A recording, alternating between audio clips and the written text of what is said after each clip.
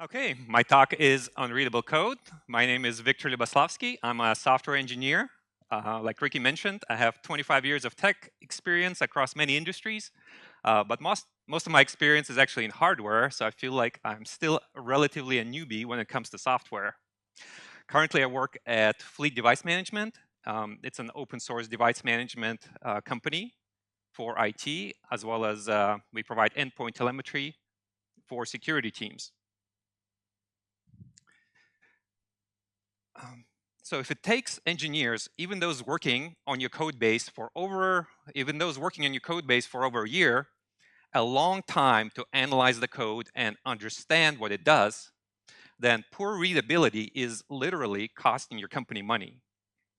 And software engineers are often one of the most expensive resources that your company has. So the business needs to leverage them for valuable activities such as fixing bugs and delivering new features.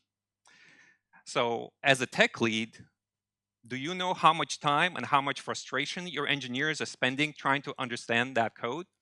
And is it reasonable?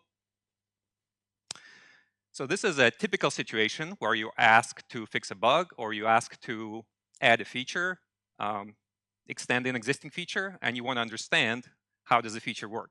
So 6 months ago, I was in this situation. And it happened to one of the features in our product. We make a device management product, like I mentioned, and one of the features is disk encryption for macOS. Our product escrows the disk encryption key so that the IT admin can view it. But this process of escrowing the key was taking too long. It was taking multiple hours, and I needed to figure out why. So I was not familiar with this feature, so I took a look at the documentation. I tried the product. I looked at the code. I traced where the calls were being made and tried to make a mental model in my head regarding what was going on. But things didn't quite make sense. And in the end, it took me over 3 hours to kind of fully understand what was going on. I did a lot of grepping to find what was missing. And the solution that there was some separate code in a separate module that was running on the schedule and updating the database once an hour. So in the end, I didn't actually end up making any changes to fix this bug. All I did was update the documentation and set the time expectation correctly.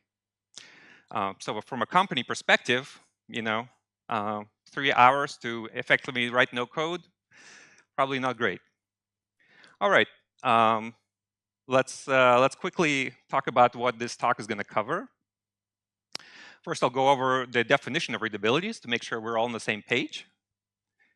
Then I'll talk about some metrics that you can use to track readability. And then I'll talk about the first elephant in the room, and that is the fear of refactoring, because refactoring is one of the best tools to improve readability of your code. Then, of course, I will talk about the second elephant in the room is AI. And AI is not only disrupting software development, it actually disrupted myself making this presentation. Since my talk was accepted, I played a lot more with AI. And so, I've got some content on that. And then lastly, we'll go into some very specific strategies that you can do to improve readability. Also some strategies that you can tell your AI friend to do to improve readability.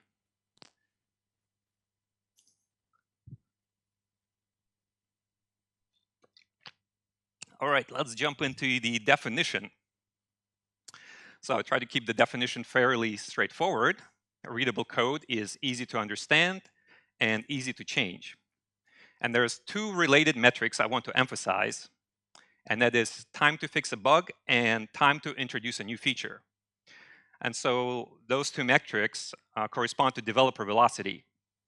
So if your code is easy to understand, it's fun to work in, it's smooth, if it makes sense, your developer velocity is going to be better. So when we're talking about kind of software architecture and some architectural characteristics, readability fits in under code quality and maintainability. So let me give you another example of that. So we have the ISO IEC 25010 standard, which is a widely recognized standard for quality of software system. It's got a bunch of characteristics and subcharacteristics, and if we look at the maintainability characteristic, the two sub-characteristics that are relevant to readability are tough word here, analyzability, how easy one can understand the system to diagnose defects or assess changes. Now, if only all standards documents follow this advice about being easily understood. And the second one is modifiability, the ease of making changes without introducing defects.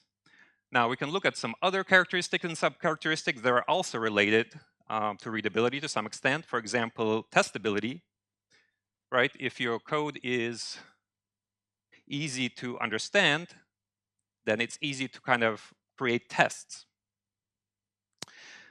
So as you can see from the list of these companies, this standard is used in regulated industry where quality assurance, compliance, and software lifecycle management are important.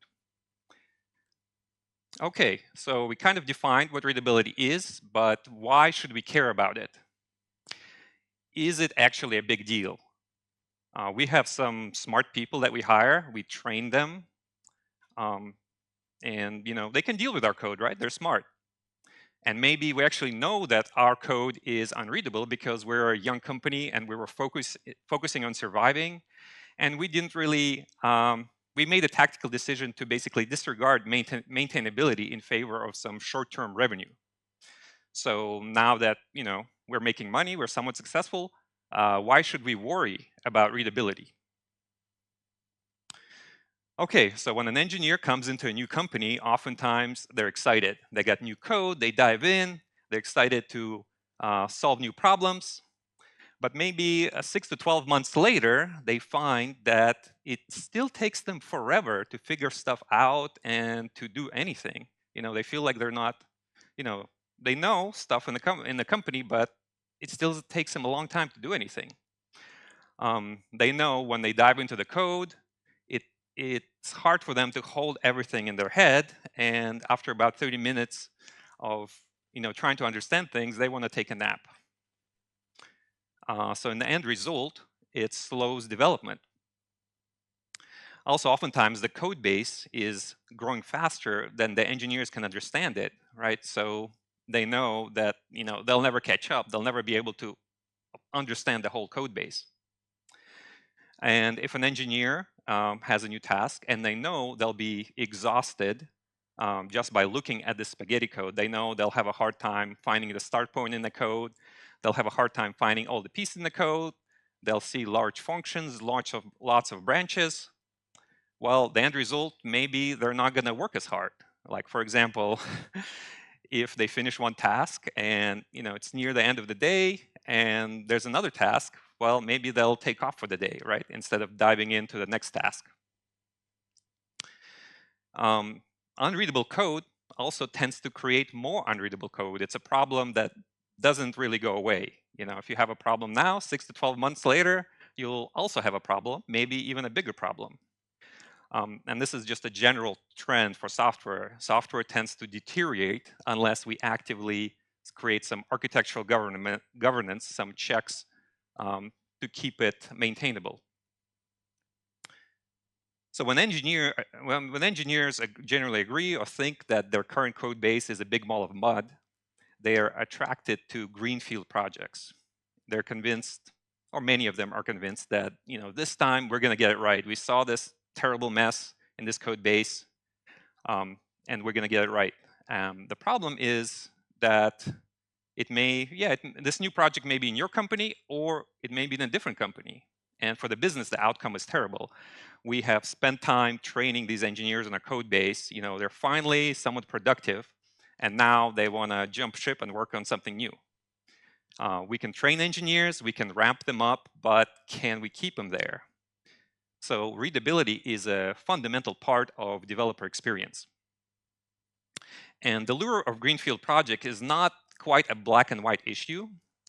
In the previous slide on slowing development, I suggested that engineers may, take off for the day. But instead of taking off for the day, maybe they log off work and log into, GitHub and work on an open source project instead. That's a greenfield project.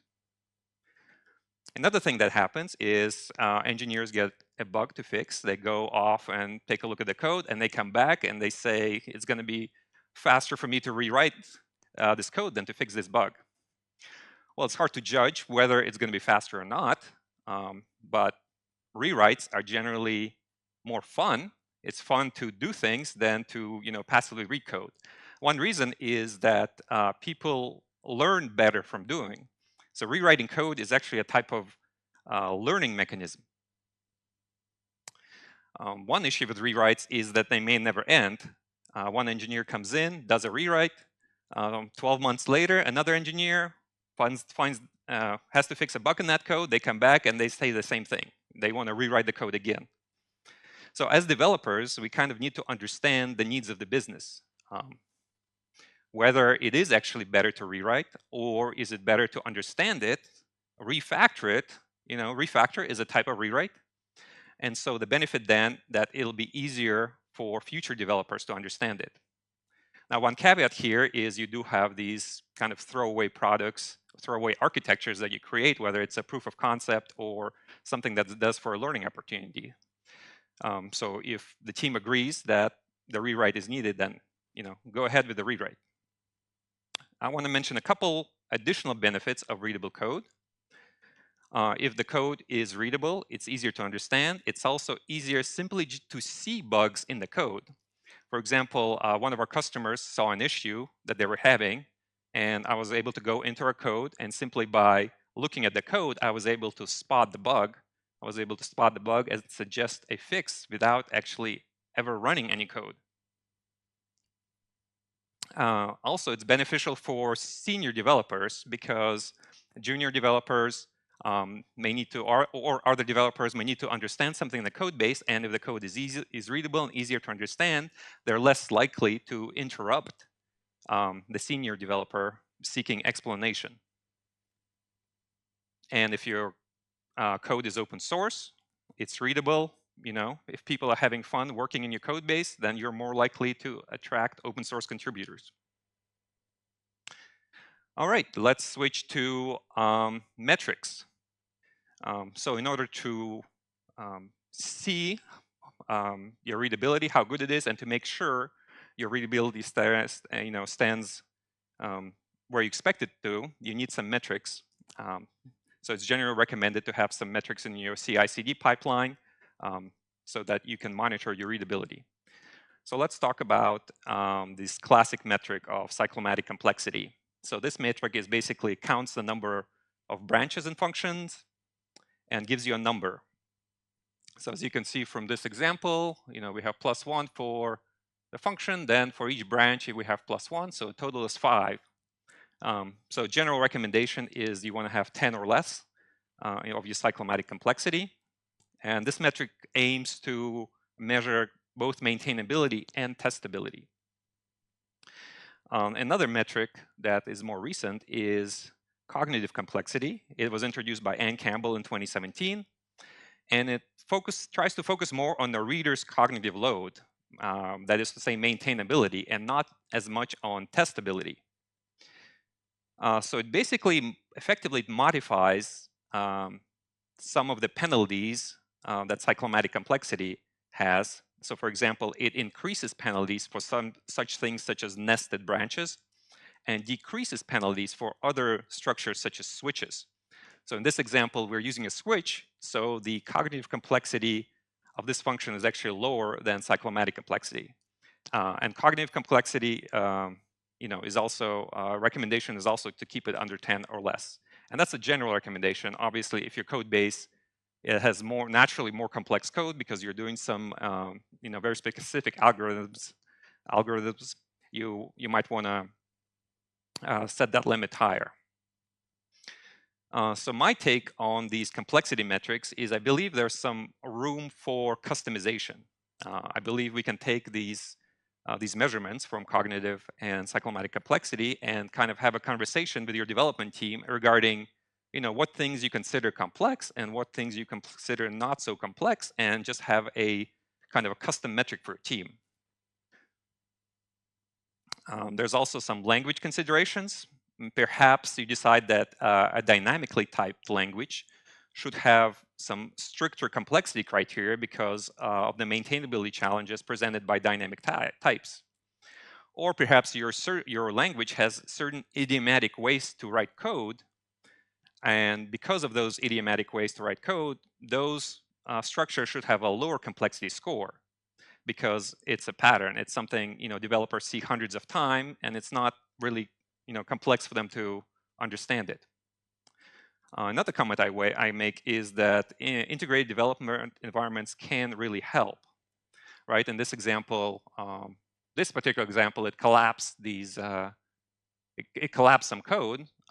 Another place is your imports in your file. When you look at your import, when you open the file, the IDE often collapses import or collapses some boilerplate code. So I believe there's some kind of innovation opportunity in integrated development environments where they can improve readability further. I'll give you one example. So I talked about idiomatic ways to do things. So in our code base, this is kind of an idiomatic way to handle errors, right? This is something that we see most of the time. So we check for the error, and then we wrap it and return it. So this line or a similar line to this is like all over our code base. So if I wanted to improve complexity, I would actually want to just completely hide this line. So I don't even need to see it. Maybe there's like a star or something that says it's there, but when reading the code, I don't really need to worry. I shouldn't need to worry about this line. So this is just a kind of my suggestion to IDE developers that where they can improve readability. All right, let's talk about code style. And I say rules/metrics here because ideally, your code style should be defined and enforced upfront in your project. There's some standard tools. Prettier is a popular one. We use it for JavaScript, TypeScript, code style. And then there's some language-specific tools for examples here for Go, Python, and Rust. And so there's some additional code style rules that I've seen. One is long functions. If your function is shorter, generally, it's going to be more readable. So that's why that rule is there.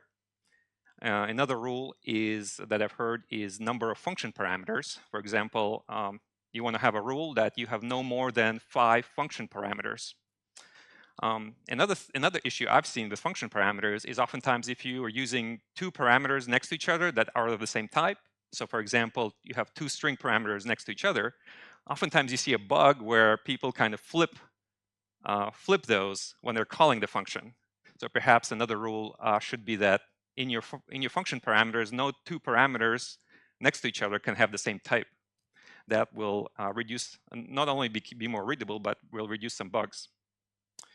And short variable names, generally, you want to describe what the variable is or what it does in its name.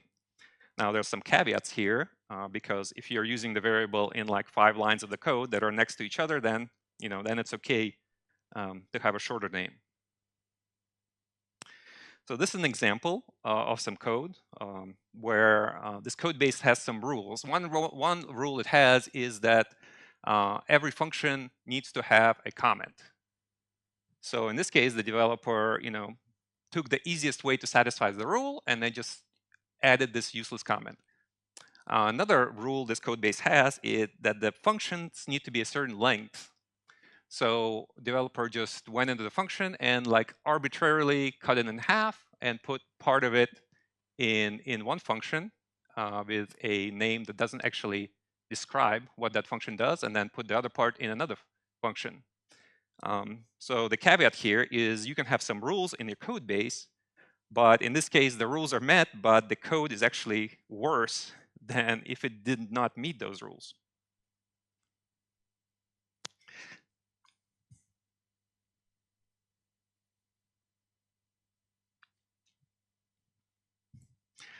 All right, let's come back to the 2 metrics that I mentioned earlier, which I believe are kind of the most important ones to keep in mind as we think about readability, and perhaps when you're trying to, like Steven in the previous keynote, to sell these improvements to your managers. And what management worries about most is developer velocity. So that means how long does it take to fix a bug and how long does it take to add a new feature. And these are just some ways to measure this. There's a few ways to cut and slice these metrics. You can, oftentimes you have a task management system and you move the task from ready to in progress. So that's where you would start measuring the start time, and then you can end the measurement at first commit. You can also measure from start time until the code review is done. And then, of course, you have the cycle time. You can measure from start time to when the feature is in production. One comment about feature sizes, because features can be different sizes, and if you're using like an agile methodology with points, maybe you want to bucket these measurements by estimation. All right, the last metric I want to mention is time to onboard team members. Right, this reflects how easy it is, how easy your code base is for new developers to understand. So you want to measure from when they start at your company until they make their first commit, and they make their first real commit. That means that commit is working on a bug or working on a feature, and not like a hello world commit. Add my name to the company list of company employees. All right, now we come to our first fear, our first elephant in the room. Sorry, it is the fear of refactoring. And the reason we're talking about refactoring is because refactoring is our main tool to make existing code more readable. And we can generalize this fear not only to refactoring, but to making code changes in the code base in general. For example, there is a fear of updating your dependency libraries. So for those old enough to have seen it, you might recognize this image from the Raiders of the Lost Ark by Paramount Pictures. So the actual fear is that you're going to make a change and you're going to uncover some ancient bug that is going to manifest in production and bring down your whole company. So here's an example of one of these ancient evils that was never fixed, and that is the misspelling of refer over here. There's actually should be another R here. And this bug was never fixed because HTTP was already in production. It was used by many servers, so this bug was never fixed. So recently I had a similar situation. We have a client-server architecture. So our client was sending a request to the server, but the field, a JSON field, was misspelled. In the documentation it was one way, but the client was actually sending a misspelled version. So like a good engineer, I was like, this is going to be easy to fix. I went into the server, I made it backward compatible, so it accepted the correct name and the wrong name. I went to the client, I updated the name, and and the feature went out in production. But our customer, what they did is updated their client before updating their server. So the client was sending the correctly spelled name, but the server was still expecting the wrong name. So I did not learn from this HTTP example, and my change was backward compatible, but not forward compatible. So what are some other issues with refactoring? Well, we've been talking about this one. Let me talk about some more. So breaking existing functionality, and why is it such a fear? Well, generally it's because there's not enough testing. We don't have enough confidence in our tests. So typically you want your tests to be maintainable, resistant to refactoring, and you want them to catch regressions. Now we can do a whole different talk on testing, but let me just say that you have unit tests, which test very small parts of your code and should be really quick. And then you have integration tests that test a larger part of the code, perhaps integrations with third-party systems. Those tend to be slower, but those are the one that will catch any of these issues with refactoring, generally speaking. Now, refactoring takes too much time. Yes, I would say it does take time, but I would also say it's a perception issue. It seems like refactoring is low value, but what you're doing is you're actually learning yourself when you're refactoring. You're learning about the feature or the code base, and you're helping future developers. Another reason it might take too much time is because you do a refactoring and a bunch of your tests break. Well, the reason they're breaking is because they're not resistant to refactoring. And in order for tests to be resistant to refactoring, you have to think about them when you're writing. Like, is this test that I'm creating, is it going to be resistant to refactoring? If the code changes later, is it going to start failing? So what we want to do is we need to minimize the number of such fragile tests. Another issue with refactoring is changes are hard to review.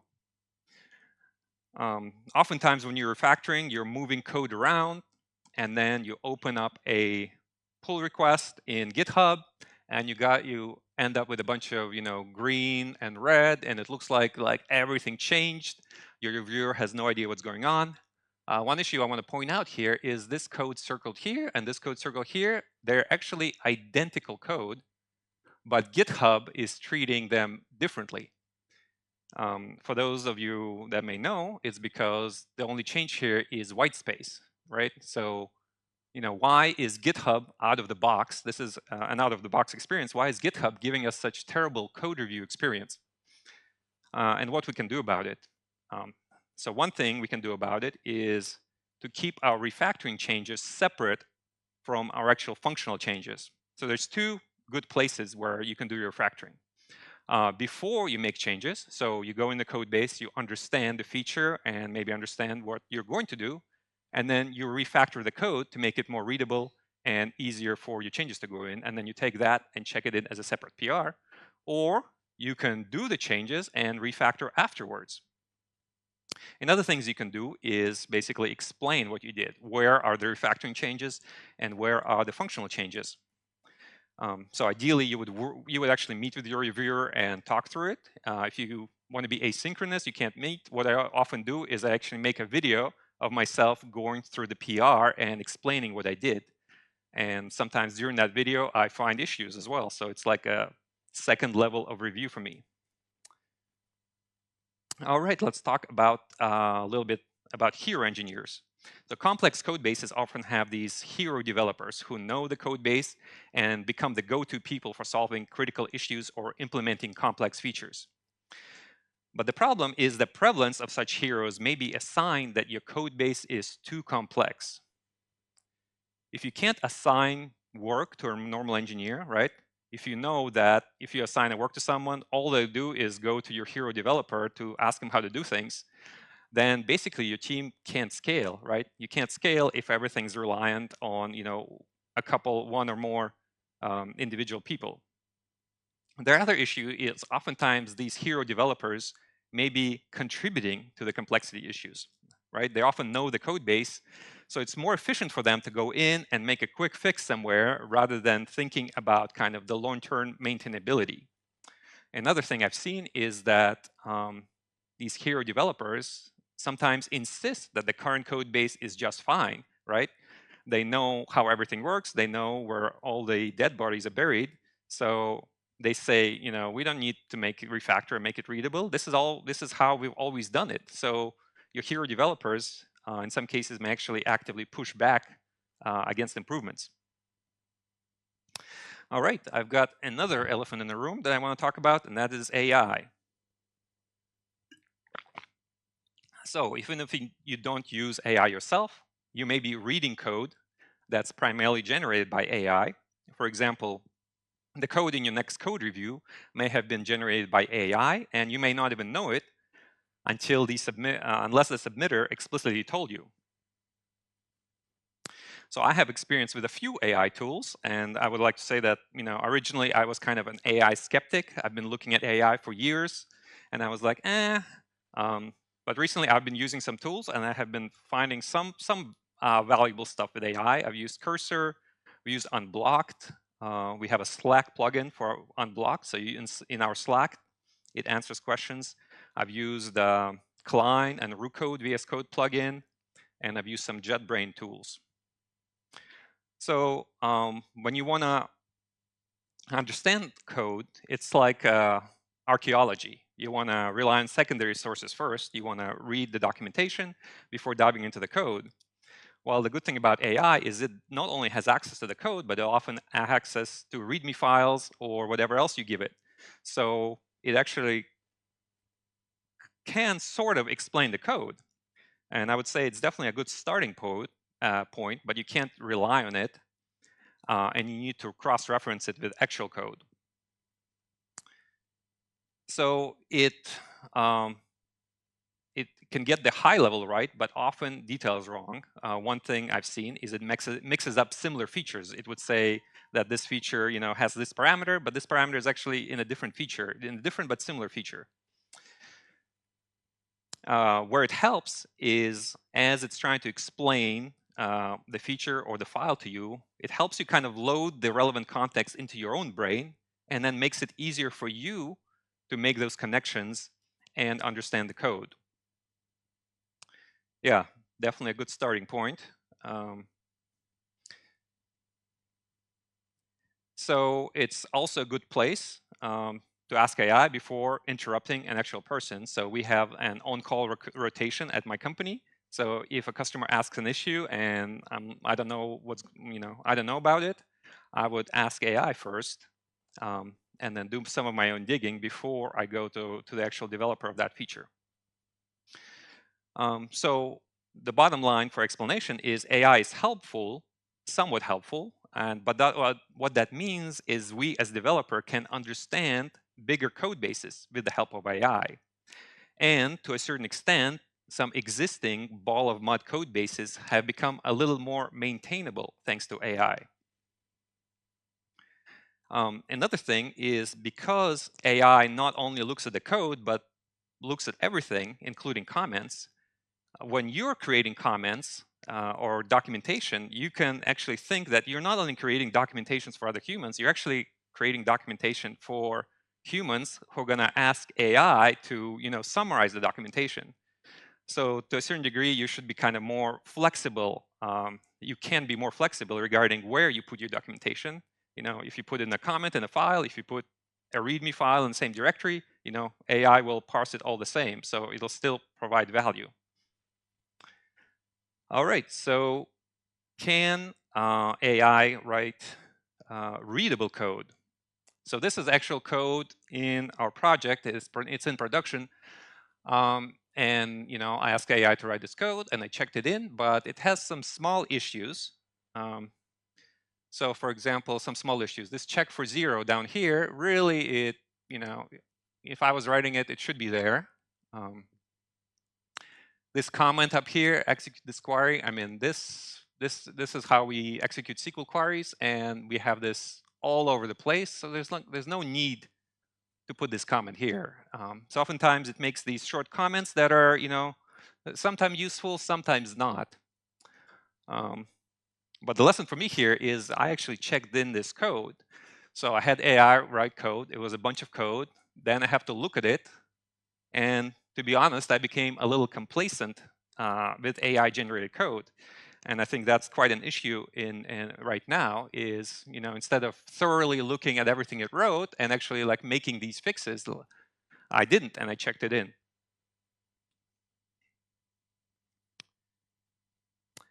So in general, I would say AI is good for generating low complexity code for supporting functionality, but core business logic is too complex to get correct reliably. And occasionally you actually see it generate non-production code, especially when it comes to security. I've seen it generate code where there was a comment that said basically replace this with something more secure in production. Sometimes AI tries to do a task, it struggles, and then it just ends up making some sort of hack to make the code look like it's working. So in my case, I was asking it to test some corner cases, and what it ended up doing is literally hard coding the test values in the main code. So in this example, I actually had to explicitly tell it not to hard code those values, and then it came back with this that it couldn't even do the work. Okay, so AI can sort of write code, but we can actually help it. We can help it write readable code. So before starting a coding task with an AI agent, you can tell it a list of rules, and most AI tools have have ways to give rules to your AI agent. For example, in the RuCode plugin, you can create a role, and in that role, you can add some additional rules that you want AI to follow. So I'll give you examples of some rules that I use. So numbers and variable names. So I don't want AI to be creating response 1, response 2, response 3. I don't want those variables. I want it to actually use descriptive variable names. Another thing I've seen is it creates really long tests. And long tests are generally harder to maintain, harder to understand. So I explicitly have to tell it to create subtests or table-driven tests to make them more maintainable. And like this is a little silly, in my opinion, and a little obvious. I have to explicitly tell it to not hard code test data in the main code. And then oftentimes your project has some preferred methods to use. For example, in the previous slide, instead of using the raw SQL method, we use this SQLX wrapper library. So sometimes you have to tell your AI agent to use the preferred methods in your project as opposed to whatever it found in its memory. So AI tends to create a lot of code, and sometimes it can repeat itself. So it's something to watch out for. Good to have AI or maybe another tool that can search for duplicated code. All right, so what about refactoring, right? Refactoring, as I mentioned, is our main way to make code more readable. So can you trust AI to refactor your code? Well, as I mentioned before, humans generally have a fear of refactoring. So if you can't trust yourself to refactoring, how can you trust AI? Well, the answer is so far, you can't. I've tried to, ask AI to refactor the code, and I've seen it take, similar looking code, combine it into one method, and basically throw away the differences, which is not what we want. We don't want it to delete code that shouldn't be deleted. Sometimes we want it to add code where it should be added. So what can we do about refactoring? Like, how can we make refactoring easier? Well, the good thing is our IDEs, our integrated development environments, have quite mature automated refactoring functionalities that can be built in. For example, one of the common things you do is you extract a method. You take some, some lines of code that are coherent, and you put them in a separate method. Well, this functionality of extracting a method is built into many IDEs. So I would recommend you to learn about what kind of refactoring functionalities your IDEs have. So this includes extracting on inlining a method, extracting on inlining a variable, moving the code either in different file or a different package, things like that. All right, we're moving on to the last part of the presentation. So some strategies for improving your code readability, and these are for yourself and also for your AI friend. So poor software structure is like cleaning your room. If you just shove everything under the bed, well, that's like putting everything into one module. Or if you toss your laundry into random closets around the house, well, that's like skipping encapsulation. And if you, instead of cleaning your room, you just run outside to play, well, that's like starting your next task without tidying up the code from your previous task.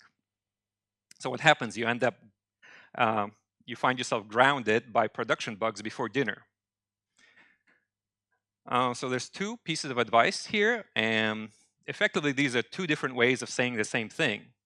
Developers should be confident that the code for their feature is in one place, whether it's one directory or one file. And if that feature code is needed somewhere else, then you should use a delegator pattern, is you kind of have that other place call inside your module where all your feature logic is. Also, if you have a function or a class that that's only purpose is to serve a core feature, you should put it inside with your features module.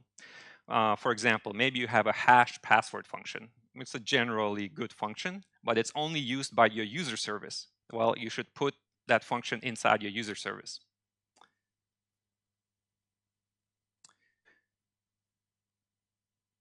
And it's definitely important to restructure and refactor your code before moving on to your next task. One reason for that is when you know the most about that feature, because you just worked in the code, you made the changes. So instead of making this comment that, clean this up when we have time, the best time is right when you finish working on that feature. When code isn't readable, it feels like sitting through a 10-hour movie called Stuff Happens. And I think it's nice that we're in the movie theater, because you can see this poster, this movie poster. Maybe we should hang it out outside. This is a couple kind of common advice, but it's good to reiterate it. Generally we want to break long functions into smaller focused functions, and we want to use descriptive names for those functions, and also descriptive names for variables in general. Testing. Well, as I mentioned before, testing is important for readability because tests make your code safe to refactor. Tests can also act as documentation, not only documentation for yourself, but documentation for your AI friend, because I often asked my cursor AI to explain a feature, and it explains the feature by looking at how that feature is tested. Of course, you want to keep your tests readable. That means keeping them small, using subtests, and generally you want to apply kind of the same readability advice to your test as to your main code. So if you have good tests, you can refactor with confidence. Now, one note about AI writing tests. One issue is when you ask AI to write tests, it has access to your main code. So oftentimes it'll look at your code and make the tests pass to match your code. So it may not be able to kind of know about all the corner cases that a human would know about. All right, let's talk about comments a little bit. Now, comments itself is sometimes a controversial topic, but one reason it's controversial is comments are actually more challenging to keep up to date than code. For example, if you change your code, you may have a test failure or a compilation failure, but if the comment is wrong, you're not going to see that failure until someone actually looks at that comment and figures it out.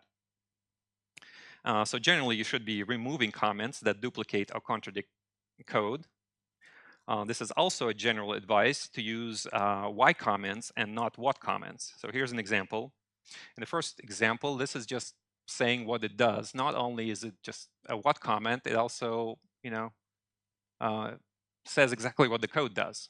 The second one is a better one because it explains why the code does, so it gives some higher level context to the reader. Now I do have to say that this is a general advice, and if you're documenting if you want to comment an implementation of a function, of course you might want to go into more detail because you might want to handle things like corner cases and error conditions and things like this. But I think this is a short and general advice for comments. In this example, we've got two ways of creating a user in this code base. So in the first code base, we used like the raw HTTP request to create a user. In the second way, there is a controller. So the raw HTTP request gets passed to a controller, and then you create a user. Now the problem is that's kind of similar code, but it looks different. If you use the same pattern across your code, it is predictable and it reduces cognitive load for your readers. It reduces the mental effort needed to understand, how the code works, how the system is organized. It also helps with debugging, and it helps with team scaling. It helps with team scaling because you can, if you have the code base that uses similar patterns, you can move one engineer from one team to another, and they'll be productive because the code is using similar patterns. Now, as I mentioned before, that's could be a problem with AI because AI tends to use general patterns, found on GitHub, and maybe not specific patterns to your code base. Another comment is sometimes you want to transition architectures. Now that also could be its own talk, but let me just say that from a readability perspective, if you're transitioning to a different architectural pattern, you want to make transition as quickly as possible so that you use consistent architectural patterns for readability. Diagrams and documentations help others quickly understand the system's landscape without having to wander through the code base. Also, explaining why something works is why something was built a certain way prevents future developers from fixing what isn't broken. I've seen it a few times and never actually did it myself. I went ahead and I saw there was an issue. I tried to fix it and then I realized that it was done the original way, a certain way, for a very specific reason. And good documentation ensures that everyone, developers, testers, architects, are aligned on how things are supposed to work. I wanted to give another example of a language feature that has an impact on readability. So we use Go in our code base, and Go has a feature, nested functions. A lot of languages have this feature, but in Go you have to define this nested function greet before you use it down here. From a readability perspective, it's actually kind of bad. Your reader enters this function, then they see this nested function and like all the detailed implementation of that nested function before they actually see the big picture. It's almost like this code is like noise. What you really want to do as a reader is you want to see this, and then you want to see where it's used. JavaScript, on the other hand, allows you to put the nested function at the bottom. So from a readability perspective, in this specific example, JavaScript is actually more readable than Go. All right, readability is an ongoing process. You want to have your metrics in place. You want to talk about it in code reviews. And when creating tests, you have to consider it because you want to have your tests resistant to refactoring. And you want to regularly bring it up in engineering discussions. So I want to give you some specific next steps that you might want to take. You definitely want to familiarize yourself with the automated refactorings in your IDE because that'll greatly speed up any refactoring you do to make your code more readable. You want to know how to manage complexity with modularity. For example, you want to be able to take a cohesive piece of code and encapsulate it in a function with a good name. And if you're using an AI agent, you want to make sure you have some readability rules for your AI agent. So we don't need a promotion, a platform, or permission to write better code. You only need your keyboard. Start small, rename a variable, refactor a function, add a thoughtful comment. The most remarkable engineers don't get there overnight, they get there one decision at a time. Remember, you're not just writing the code for the compiler. You're writing the code for your teammates, future maintainers, and your future self. The best engineers don't stop when the code just works. They ask, can someone build on this? Readable code creates momentum, and momentum builds legendary teams. All right, before I hand it over to Q&A, I wanted to say a couple words about my company. As I mentioned before, we are in device management. We're open source, supporting multiple OSs.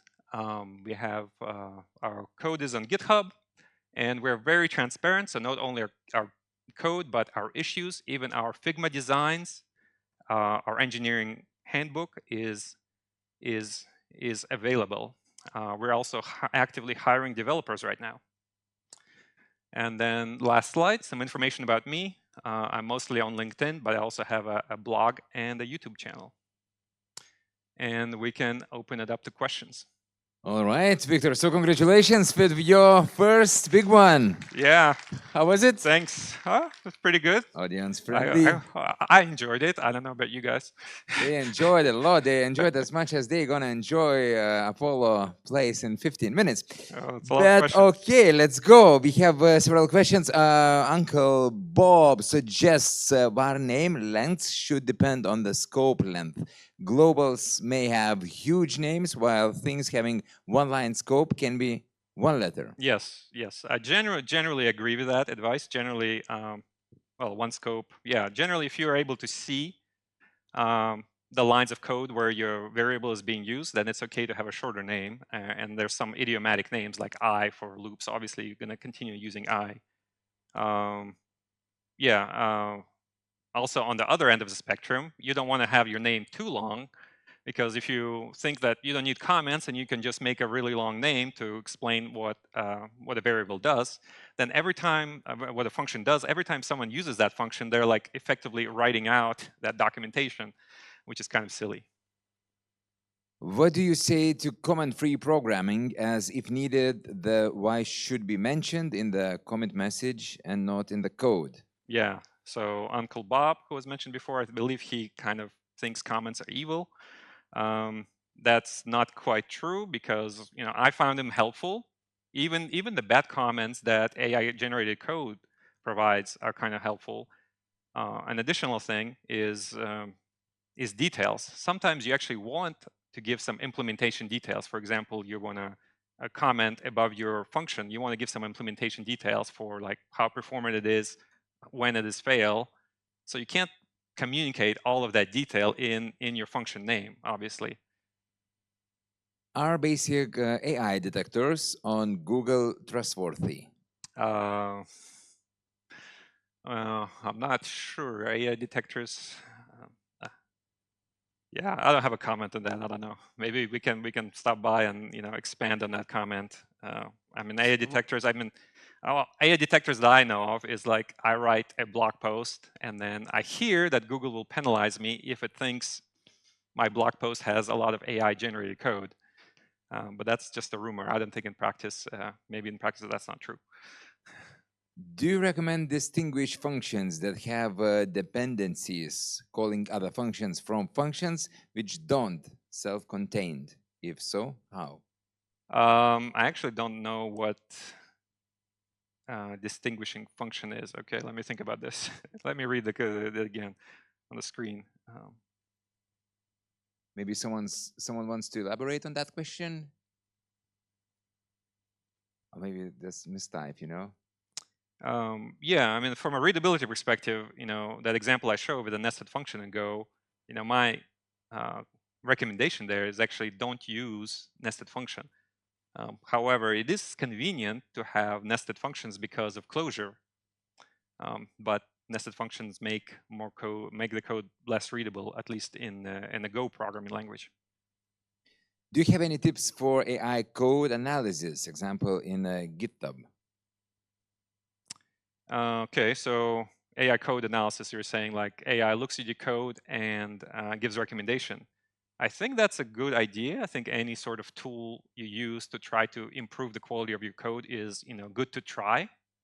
Oftentimes, I've actually heard recommendation is where, you write your code using one AI agent, maybe use Anthropic, and then tell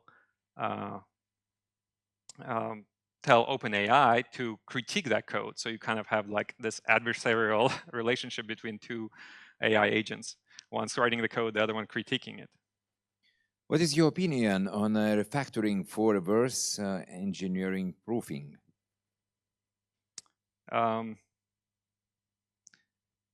What is reverse engineering proofing? I'm not sure what reverse engineering proofing is, so maybe stop by and explain it to me. What do you mean by that, stop by? Stop by after the talk. Yeah, but not that direction. Okay, at the party, yeah. On the left side, on the left side. So thank you so much, ladies and gentlemen. Viktor Lyuboslavsky, that was. All right.